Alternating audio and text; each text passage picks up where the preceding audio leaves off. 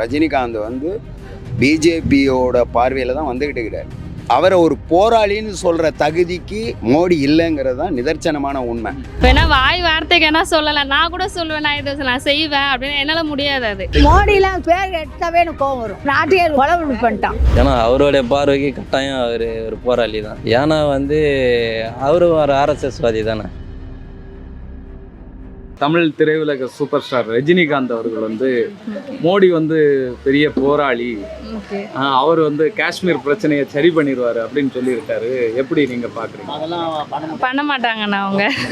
வேணா வாய் வார்த்தைக்கு என்ன சொல்லலாம், நான் கூட சொல்லுவேன், நான் இதை நான் செய்வேன் அப்படின்னு. என்னால் முடியாது. அது நான் சும்மா வேணா நான் சொல்லுவேன், நான் இப்போ இந்த ரோடை நான் போடுவேன் அப்படின்னா தாராளமாக நான் சொல்லிட்டு போயிடலாம். அடுத்த கட்டம் என்னை பிடிச்சாங்கன்னா என்னால் போட முடியாதுன்னு நான் சொல்ல முடியாது. அதே மாதிரி தான் அவங்களும் சும்மா ஒரு பட்டிமன்றத்துக்காண்டி பேசுவாங்க, நான் இதை செய்வேன் அதை செய்வேன் அப்படின்னு. கடைசியில் யாரும் இதை செய்ய மாட்டாங்க. அதுதான் நேச்சுரல். இல்லை, அவர் ஒரு பெரிய சூப்பர் ஸ்டார், எல்லாரும் இந்தியா முழுவதும் அவரை தெரியும். இல்லை, இப்படி ஒரு இது சொல்றாருன்னா ஒரு பெரிய கூட்டத்தில் தான் சொல்லியிருக்கிறாரு.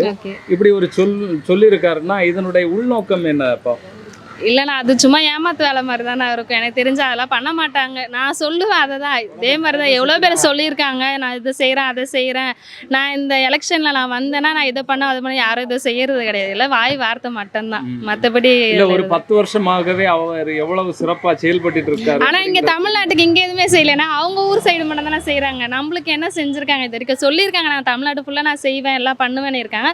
பட் இது வரைக்கும் இங்கே எதுவுமே செஞ்சது கிடையாது. அவங்க ஊர் சைடு அவங்க ஆளுங்களுக்கு எல்லாம் ஹெல்ப் பண்ணியிருக்காங்க. நம்ம ஆளுங்களுக்கு யாரும் எதுவுமே செஞ்சது கிடையாது. ஒரு ரூபா கூட அவங்க செஞ்சது கிடையாது. வெறும் ரசிகர் கூட்டத்தை வச்சுக்கிட்டு இருக்கிற ஒரு நபருடைய விமர்சனம் அது ஆரம்பத்திலேருந்தே நம்ம பார்த்துக்கிட்டு இருக்கோம். ரஜினிகாந்த் பிஜேபியோட பார்வையில் தான் வந்துக்கிட்டு இருக்கிறார். சரி, அதை கூட நம்ம விட்டுடலாம், ரைட்டு. அவங்களுக்கு ஒரு கட்சி உண்டு, ஒரு பாலிசி உண்டு. அந்த இடத்துல நம்ம அக்செப்ட் பண்ணிக்கிட்டாலும் அவர் ஒரு நடிகராக அவரை ஒரு போராளின்னு சொல்கிற தகுதிக்கு மோடி இல்லைங்கிறது தான் நிதர்சனமான உண்மை. தன்னை பாதுகாத்து கொள்வதற்கோ இல்லை சமூகத்தில் இப்போ இருக்கிற ஸ்டண்ட்டு, இப்போ இன்றைக்கி யாருமே இப்போ அவங்களுடைய சினி ஃபீல்டில் நடக்கக்கூடிய விஷயங்கள்ல இருந்தே அவருடைய எடுபாடுங்கிறது கீழே போய்கிட்டு இருக்குது. இன்றைக்கி ஒரு விஜயோட வளர்ச்சியோ இல்லை அந்த தலைக்கு கொடுத்த பத்மபூஷனோ, இந்த மாதிரி பல்வேறு விஷயங்கள் சினிமாட்டிக் அவர் கையில் இருந்து மெல்ல நழுவுற ஒரு இடத்துல அவருக்கான ஒரு பாதுகாப்பாக, அவருக்கான ஒரு செயல்பாட்டு அரங்கமாக நம்ம சொன்னால் மீடியா எப்படியும் புஷ் பண்ணுங்கிற ஒரு காரணம்தான் அவர் இன்றைக்கி மோடியை போராளின்னு சொல்கிற மிகப்பெரிய வார்த்தை. போராளிக்கு சரியான அர்த்தம் தெரிஞ்சால் போராளியோட வார்த்தையை உபயோகப்படுத்த முடியாது. இன்றைக்கி பொது உடைமைவாதிகளே போராளிங்கிற வார்த்தையை கம்மியாக தான் உபயோகப்படுத்துகிறோம். ஏன் படுத்துகிறோன்னா, இந்திய ஜனநாயக அமைப்பில் போராளிங்கிற வார்த்தை மிகப்பெரிய வார்த்தை. அதுக்கான உத்வேகமோ இல்லை அதற்கான சமூக சூழலோ இல்லாத இடத்துல போராளிங்கிறது மிகப்பெரிய வார்த்தை. அது அவருக்கு பொறுத்தனால சற்றும் உடன்பாடு கிடையாது. இல்லை, பொதுவாகவே ரஜினிகாந்த் அவர்கள் ஒரு ஒரு இந்துத்துவ பார்வையோடு தான் எல்லாத்தையுமே அணுகிட்டு இருக்காரு. அவரை அரசியலில் கொண்டு வர்றதுக்கு பிஜேபி முயற்சி பண்ணது. இப்போ இன்னைக்கு பேசும்போதே 10 ஆண்டுகளாக அவர் எவ்வளவு சிறப்பாக செஞ்சிட்ருக்காங்கிறது தெரியும். அப்போ இந்த பதட்டமான சூழ்நிலையை எப்படி கைகாரியம் பண்ணுவார் அப்படிங்கிறதும் நல்லா தெரியும். அதை சிறப்பாக கையாளுவாருன்னு சொல்கிறாங்க. இது இப்போ பிஜேபி ஆல்ரெடி அவரை இறக்கி பார்க்கறதுக்கான முயற்சி பண்ணது. அவர் அரசியல் கட்சியை ஆரம்பித்தார். அரசியல் கட்சியை ஆரம்பித்து அவரால் ஜெயிக்க முடியல. காரணம் என்னென்னா, எம்ஜிஆர் காலத்தில் எம்ஜிஆர் மிகப்பெரிய ஒரு பயந்த சுபாவத்துக்காரர் தான் அவர். ஏன்னா அவருக்குன்னு ஒரு பெரிய நேம் இருந்தது. அப்போது எலெக்ஷனில் இறங்கவா அப்படிங்கிற மிகப்பெரிய ஒரு அச்சத்தில் தான் 77 அவர் வந்தப்போ இருந்தது. ஆனால் அதை தாண்டி அவர் வந்தது காரணம் மதுரை மக்கள் எழுச்சி, ரசிகர்களுடைய கூட்டத்தை வரும்போது சரி ட்ரையல் பார்க்கலான்ட்டு தான் திண்டுக்கல் எலெக்ஷனில் இறங்கினார். இந்த மாதிரி எந்த செயல்பாட்லேயும் இதே மாதிரி தான் எப்போவுமே ஒரு மிகப்பெரிய ஆளுமைகள் எல்லாருக்குமே ஒரு பயம் இருக்கும். அது நீங்கள் எந்த ஆளுமையை நீங்கள் பார்த்தீங்கன்னாலுமே இந்த ஒரு விஷயம் பண்ணிட்டோம்னா அது நமக்கு மிகப்பெரிய சரிவை இருக்கிறத தக்க வைக்க முடியாதோ அப்படிங்கிற ஒரு அச்சம் இருக்கும். ஆனால் இவர் ஆரம்பித்தாலும் அவரால் முழுக்க செயல்பட முடியாத காரணம் பல்வேறு குழப்ப நிலையில் பிஜேபியிலேருந்து இந்துத்துவா பேசுகிறாருன்னா நாம் அதை ஒரு பெரிய விமர்சனத்துக்கு உட்பட முடியாது. ஏன்னா எல்லாருக்கும் மதம் சார்ந்த அளவிற்கு அளவு மீறும் பொழுது தான் நாம் பாசிசம்னு சொல்கிறோமே தவிர, அளவோடு இருக்கிற ஒரு சாதாரண இப்போ இவர் ஒரு இந்து, இவர் இந்து, அவர் இந்து, அப்போ இந்துங்கிற இந்துக்கள் கோயிலுக்கு போகிற அந்த விஷயத்தை வச்சு நாம் வந்து அதை இந்துத்துவா சிந்தனைக்காரன்னு சொல்ல முடியாது. அவர் அந்த கோடு, அந்த ராமர் கோடு இல்லை லட்சுமணன் கோடுன்றாங்களா, அந்த கோடை அவர் தாண்டுவாரானால் அவரை நாம் பாசிசம்னு சொல்கிறதுக்கான இடத்துக்கு போகலாம். மற்றபடி அதில் ஒன்றும் விஷயம் இல்லை. அவர் தன்னை தக்க வச்சுக்கிறதுக்கான சூழலாக தான் நான் பார்க்குறேன் அந்த பேட்டியை. ஏன்னா அவருடைய பார்வைக்கு கட்டாயம் அவர் ஒரு போராளி தான். ஏன்னா வந்து அவரும் ஒரு ஆர்எஸ்எஸ்வாதி தானே. ஏன்னா வந்து பகல்காம் தீவிரவாத இது நடக்கிறதுக்கு முழுக்க காரணமே வந்து பாதுகாப்பு குறைபாடுன்னு ஒரு பக்கம் இருந்தாலும், அன்றைக்கி அவர் பங்கேற்க வேண்டிய இடம் வந்து காஷ்மீர் தான். ஓகேங்களா, அந்த இடத்துல வந்து அவர் பங்கேற்கலை.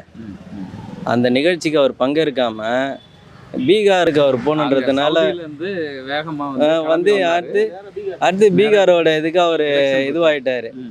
ஓகேங்களா, இன்னொன்று என்னன்னா சினிமா படத்தில் நடக்கிறது தான். அதனால தான் ரஜினிகாந்த் கரெக்டாக சொல்லிக்கிறார் அவர் வந்து ஒரு போராளின்ட்டு. ஏன்னா மறுநாளே வந்து ஒரு 3 பேரை சுட்டுறான். அதுக்கு இன்னும் ஒரு நாள் கேப் விட்டு 2 பேரை மாட்டுறாங்க. மொத்தம் 5 பேர் தான். அந்த 5 பேரில் 2 பேரை மட்டும் பிஜேபியில் உறுப்பினராக இருக்காங்க, துணை நிர்வாகியாக இருக்காங்க அப்படின்னு போடுறாங்க. அப்படின்னும் போது வந்து இவங்களுடைய திட்டமிட்ட சதி தானே. இந்து முஸ்லீம் ஒற்றுமையை வந்து முழுமையாக சதி செஞ்சு காலி பண்ணோம். அதுக்கு இரையாக்கப்படுறது யாரானா பொதுமக்களும் அப்பாவி ஜனங்களாம் தான். ஓகேங்களா, இதெல்லாம் வந்து அவர் கட்டாயம் வந்து சரியாக தான் ரஜினிகாந்த் இது பண்ணியிருக்கு. அவர் ஒரு போராளி தான். ஏன்னா வந்து அவருடைய இனத்துக்கு அவருடைய ஒரு இதுக்காக அவர் இது பண்ணிக்கிறார், வேற ஒன்றும் இல்லை. எல்லாம் ஒரு அரசியல் ஆதாயம் தானே. ஏன்னா ஒட்டுமொத்தமாக வந்து கார்ப்பரேட்டை உள்ளே இது பண்ணிட்டாங்க. அதை இன்னும் முழுமையாக ஆக்கணும். என்னன்னா வந்து இந்தியாவில் முழுமையாக வந்து முஸ்லீம்ன்ற அந்த ஒரு இதுவே இருக்கக்கூடாது. அடுத்தது கிருஷ்ணாட்டி மேலே கையை வச்சுருவாங்க. இது ஒரு பெரிய இது தான். ஆல்ரெடி மணிப்பூர்லையும் அதான் நடந்துகிட்ருக்கு. இப்போ அந்த ஒரு இதுவை கட்டாயம் அது பண்ணுவார். இல்லை, கழிஞ்ச 10 வருஷமாக அவர் செயல்பாடுகளை பற்றி நமக்கு தெரியும். அவர் சிறப்பாக இந்த மாதிரியான சூழ்நிலைகளை கையாளக்கூடியவர் அப்படின்னு சொல்லியிருக்கிறாரு. 10 வருடமாக அவர் மோடி அவர்களுடைய செயல்பாடுகளை நீங்கள் எப்படி பார்க்குறீங்க? அவர் நல்ல கார்பரேட்டுகளுடைய முதலாளி தானே அவர். வேற அவரை வந்து ஒரு பெரிய இதுவாலாம் நம்ம எதுவும் சொல்ல முடியாது. அவரால் வந்து மக்கள் வந்து இது வரைக்கும் வந்து அத்தியாவசிய பொருள்லேருந்து எல்லாமே வந்து விலைவாசி தான் ஏறி இருக்கு. மேன்மக்களாக இருக்கிறான், இல்லாதவன் கடைசி வரைக்கும் அந்த மாதிரி பிளாட்ஃபார்மில் உட்காந்துட்டு இருக்கான். அவ்வளோ வேற ஒன்றும் வித்தியாசம் கிடையாது. இந்த 10 வருஷத்தில் நடந்தது அந்த செயல்பாடுகள் வந்து மக்களுக்கு சாதகமான செயல்பாடுகளாக இல்லை. அப்படி பார்க்குறோன்னா என்னை பொறுத்த வரைக்கும் மோடிஜி வந்து நல்ல ஒரு விஷயங்கள் செஞ்சுட்டு தான் இருக்காங்க. நிறைய செய்வாங்க. அதில் வந்து முழு மனசாக நான் என்னோட அபிப்பிராயம். அதனால் ரஜினி சார் சொன்ன விஷயம் கரெக்டாக அது பொருந்தது. அது நான் வழிமொழிக்கிறேன் கண்டிப்பாக. இல்லை, இன்னொன்று வந்து இந்த 10 வருடமாகவே அவருடைய செயல்பாடு சிறப்பாக இருக்குது அப்படின்னு சொல்லியிருக்காரு. உண்மையிலே கண்டிப்பாக சிறப்பாக இருக்குது. அதில் எந்த மாற்றமும் இல்லை. நல்லா பண்ணிட்டு இருக்காங்க. அது வந்து சில பேருக்கு தெரியாது. அது உள்ளே போய் அதை அனுபவமாக தெரிஞ்சுவோன்னு தெரியும். அவர் செய்கிற ஒவ்வொரு விஷயமும் நல்ல விஷயம் தான் செஞ்சுட்டு இருக்காங்க. நல்லாயிருக்கும் இனிமே. ரஜினிகாந்த் சொல்கிறாருன்னா எப்படி சொல்கிறாருன்னு அவருக்கு தான் தெரியும். அதை நமக்கு தெரியாது. ஏன்னா நமக்கு எதுவும் எலெக்ஷன் போது நான் வந்து ஓட்டு போட ஆரம்பித்து உதயசூரனுக்கு தான் போட்டேன். கலைஞர் இருக்கும்போது போட்டேன். இதை இன்னொருக்கும் கொள்கை மாறல. நான் அதே உதயசூரனுக்கு தான் போட்டுருக்கேன். அதாவது அவர் வந்து திடீர்னு கட்சியில் வரேன்றாரு. அவங்க இடத்துக்கு வந்து ₹1 கொடுக்குறாராம் அவரோட பர்த்டேக்கு. நமக்கு தெரியாது. அதெல்லாம் நம்ம பார்த்ததும் கிடையாது. இந்த சொல் கேள்வி தான் எனக்கு. கடைக்கு ஆட்டோவில் வரும்போது பேசின்னு வருவாங்க. ₹1 மாற்றி வச்சு சில்லறையாக வச்சுருந்து கொடுப்பாங்க. அவங்க ஒய்ஃபு தரமாட்டாங்க. அவர் தான் நல்ல மனசு இருக்குது. நல்ல மனசு இருக்கும்போது அவர் செய்யலாம் தாராளமாக. அவங்க இடத்துக்கு நம்ம செய்கிறாரு. இங்கெல்லாம் வந்து செய்கிறாரா? இல்லை, 10 வருஷமா வந்து மோடி எவ்வளவு சிறப்பாக செஞ்சுட்டு இருக்காரு. அப்படி மோடிலாம் பேர் எடுத்தாவே எனக்கு கோவம் வரும். கண்டிப்பா அந்த ஆள் செய்யறத ஒழுங்கா நாட்டையே கொலை பண்ணிட்டான். அதனால மோடி பத்தி பேசுறேன். கலைஞர் வந்து இந்தி வேண்டான்னு சொல்லிவிட்டு தான் தண்டவாளத்தில் தலை வச்சாரு. இதே மாம்பழத்தில் எனக்கு தெரியும். நான் போய் பார்த்துருக்கேன். எங்கள் பாட்டி இட்டுன்னு போயிருக்காங்க. நான் போய் பார்த்துருக்கேன். இப்போ வந்து இந்திக்காரவங்க தான் இந்த இடத்துல இருக்காங்க. இப்போ நம்மளே கிடையாது. ஏன்னா அவங்க ஆளுங்க தான் கொண்டாந்து வச்சுட்டான். நான் டெல்லி வரைக்கும் போயிருக்கேன். சிம்லா கூட போயிருக்கேன் நான். டூர் தான் போயிருக்கேன், இல்லைன்னு சொல்ல. ஆனால் மோடி வரக்கூடாது, மெட்ராஸ்க்கு மோடி வரக்கூடாது. ஆனா திருப்பி அவர் ஜெயிச்சிட்டு இருக்காரு. ஜெயிச்சுன்னா அந்த இடத்துல ஜெயிச்சா ஒன்றும் தப்பே கிடையாது. இங்கே மெட்ராஸ்க்கு வரக்கூடாது, அவ்வளோதான்.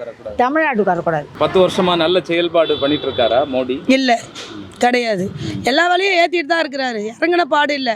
கேஸ் விலை வந்து 800 சில்லரை போட்டார், இப்போ 950 ரூபா போட்டிருக்காரு, அதில் ஏற்றிட்டாரு. பெட்ரோல் விலை ஏற்றிருக்காரு. எல்லாம் ஏற்றிட்டாக்கா நாங்கள் தின்ற சாப்பாட்டுக்கு நாங்கள் எங்கே போவோம்? நாங்கள் இன்றைக்கெல்லாம் போய் வீட்டு வேலை செஞ்சால் ஒரு நாளைக்கு வந்து 100 ரூபா இல்லை 50 ரூபா கிடைக்கும். ஒரு நாளைக்கெல்லாம் இன்றைக்கி போய் நாங்கள் வேலை செஞ்சால் 100 ரூபா தான். அது மாதம் என்ன ஆச்சு? 3000 ரூபா வச்சு நாங்கள் எப்படி குடும்பம் பண்ண முடியும்? எங்களுக்கு வீட்டுக்கார் கிடையாது. நாங்கள் எப்படி அந்த கடனை கட்டுவோம்? எப்படி நாங்கள் சாப்பிடுவோம்? அந்த வீட்டு வேலையும் கிடைக்கல எங்களுக்கு. எல்லாம் இந்திக்காரங்க வந்து பூந்துட்டாங்க. எங்களுக்கு வேலை, தமிழ் ஆளுங்களுக்கு வேலையே கிடையாது. இந்திக்காரங்க தான் உள்ளே இருக்கிறாங்க இப்போ முக்கால்வாசி பேர். ஏன்னா இப்போ வந்து நாங்கள் 1000 ரூபாய் அதை வராங்க பாருங்க, இந்திக்காரங்கள வேலை செஞ்சுட்டு. இப்போ நாங்கள் வந்து இப்போ 1000 ரூபாய் பேசிக்கின்னு செஞ்சு அவங்க 500 ரூபாய்க்கு போய் செய்கிறாங்க. அப்போ அவங்களே வந்து தமிழ் ஆளுங்களே என்ன பண்ணுறாங்க? தமிழ் ஆளுங்களுக்கு வேலையை கொடுக்க மாட்டுறாங்க. அப்போ இவங்க 1000 ரூபாய் கேட்குறவங்க இவங்க 500 ரூபாய்க்கு செய்கிறாங்கன்னு அவங்கள வச்சுன்னு வேலை வாங்க. நான் மகாராஷ்டிராவுக்கு போன மோடிஜியை பற்றி அங்கே நடந்த ஃபங்க்ஷனை பற்றி பேசியிருக்கிறாரு. தமிழ்நாட்டில் என்ன கஷ்டம் நடக்குது, தமிழ்நாட்டுக்கு என்ன தேவை, தமிழ்நாட்டில் எவ்வளோ பஞ்சம் பசி பற்றாக்குறை இருக்குது, எவ்வளோ பிரச்சனை இருக்குது, அதை சால்வ் பண்ணுறதுக்கு அதை பற்றி பேசியிருக்கலாம். ஸோ மகாராஷ்டிராவில் நடந்த ப்ரோக்ராமுக்கு மோடிஜி பண்ணது அதுதான் தெரியுது. இங்கே மக்களுக்காண்டி என்ன பண்ணணும்னு அவருக்கு தெரியாமல் போயிடுச்சு.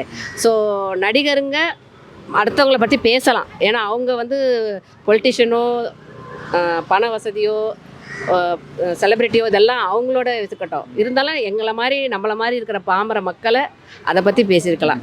இப்போ மோடிஜி பண்ணுறேன்றது டசன்ட் மேட்ரு. நம்மளுக்கு என்ன தேவை அதை பற்றி பேசியிருக்கலாம். அவர் என்ன பண்ணாருன்றது அவர் சொல்லி தான் நமக்கு தெரியணும்ல. பண்ணுறாரு பண்ணல இல்லை, ஒரு 10 வருஷமாகவே அவர் வந்து சிறப்பாக செயல்பட்டு இருக்காரு அப்படின்னும் சொல்லியிருக்காரு. இன்னும் மோடி அவர்கள் சிறப்பாக செயல்படுறாரா? செயல்படுறாருன்றது எங்களுக்கு என்ன, ஃபார் எக்ஸாம்பிள் எங்களுக்கு மாற்றுத்திறனாளிக்கு இன்னும் எதுவும் டீப்பாக வந்து எதுவும் ரீச் ஆகலை. ஃபார் எக்ஸாம்பிள் ஒரு யூடிஐடி கார்டுன்றாங்க, அந்த யூடிஐடி கார்டு எங்களுக்கு இன்னும் வந்து சேரல. ஒரு நாங்கள் டிசபிலிடு பஸ்ஸில் போகும்போது எங்களுக்கு கஷ்டமாக இருக்குது. 1000 தான் கவர்மெண்ட்டில் சலுகை இருந்தாலும் சென்ட்ரல் கவர்மெண்ட் எங்களுக்கு என்ன பண்ணுது? ஒரு யூடிஐடியே வீட்டுக்கு வந்து ரீச் ஆகலை. அதை குப்பையில் போட்டு போகிறாங்க, போஸ்ட் ஆஃபீஸ்லேருந்து எடுத்துகிட்டு வந்து வெளியில் போட்டு போகிறாங்க. நாங்கள் கண் கூட பார்த்துருக்குறோம், அந்த ப்ராப்ளம் நடந்துட்டு இருக்குது.